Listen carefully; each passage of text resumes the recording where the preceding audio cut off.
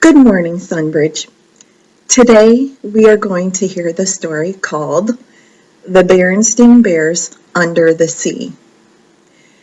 Now, if you are one of my students, Miss Petree's students, you know that every time we read a story, we go over the parts of a book. So let's go ahead and do that.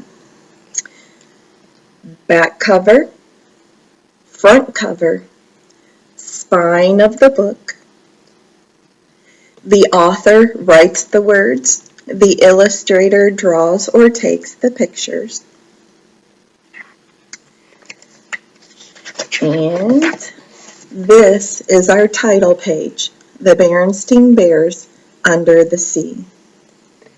Down here is the copyright.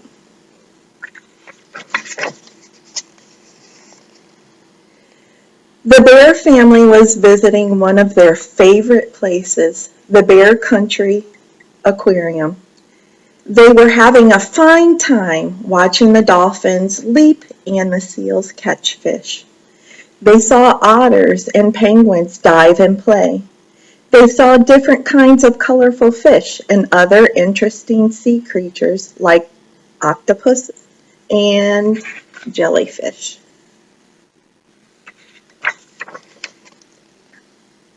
I trust you're enjoying your visit with all your friends from under the sea, said the friendly voice. It was the aquarium's director, Professor Actual Factual Bear. Yes, we are, Professor, agreed the whole family. That's fine, said the professor. Are you cubs learning all about marine biology? Marine whoology? Asked Sister, puzzled. Marine biology, the professor laughed.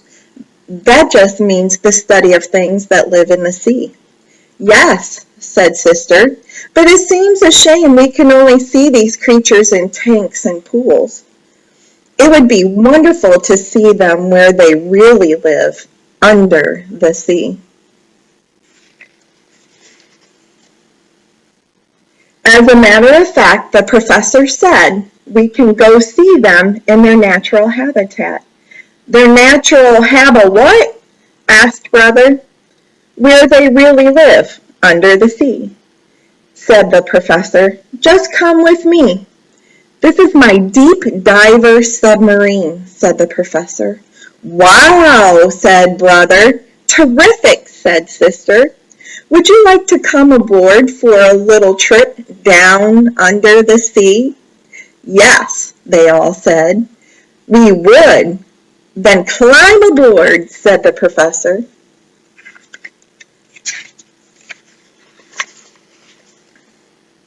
The submarine was soon underway, sailing on the surface of the Great Bear Country Ocean. The ocean surface is the feeding ground for many seabirds, explained the professor. Seagulls, terns, pelicans, cormorants, and ospreys swoop and dive to catch the fish they eat. Look, said Sister, there's something jumping. Those are flying fish, said the professor. They leap out of the water and spread their fins to glide away from danger. And there's danger, said Papa. Yes, said the professor. A pod of dolphins.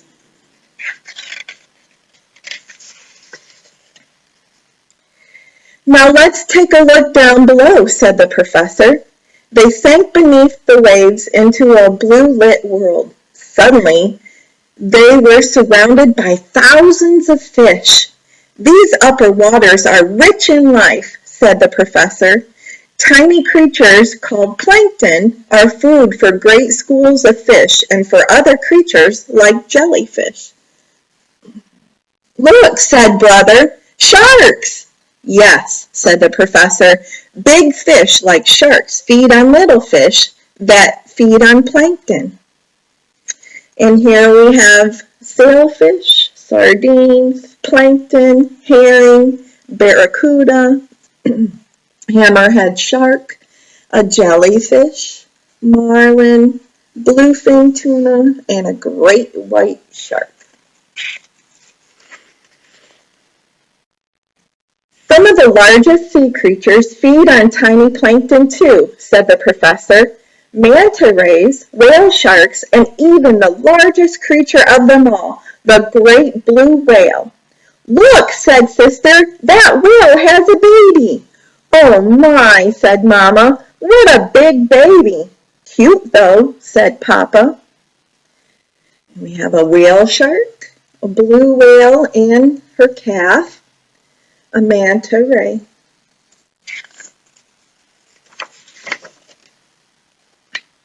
Along the coast we come to a coral reef, said the professor. It is built by tiny creatures and is rich in life. All who live here have ways to protect themselves. The anemone looks like a flower, but is really an animal with stingers in its arms. The stingers don't hurt the clownfish, which is right here. The stingers don't hurt the clownfish, which hides in the anemone for safety. A pufferfish blows itself up like a balloon to keep from being eaten. So we have an angelfish, a lionfish, a puffer, and these down here are coral. There's a starfish down here.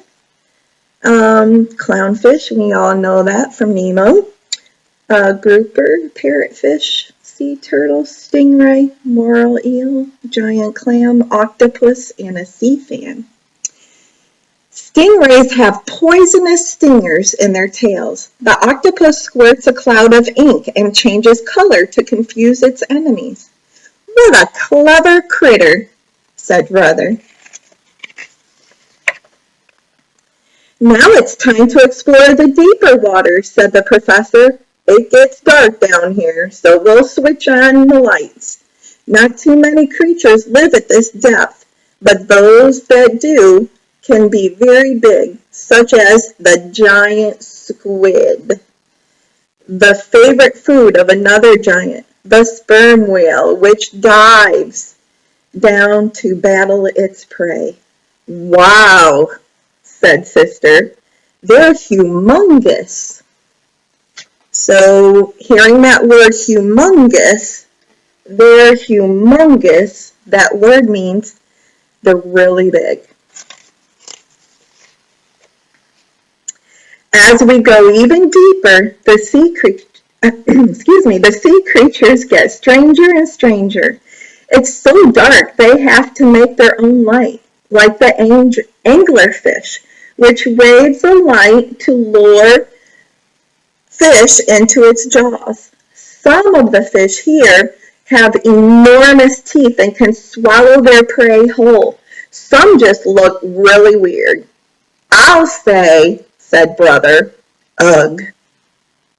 So we have a viperfish, a gulper eel, snipe eel, an oarfish, a vampire squid, hatchet fish, all kinds of different fish types.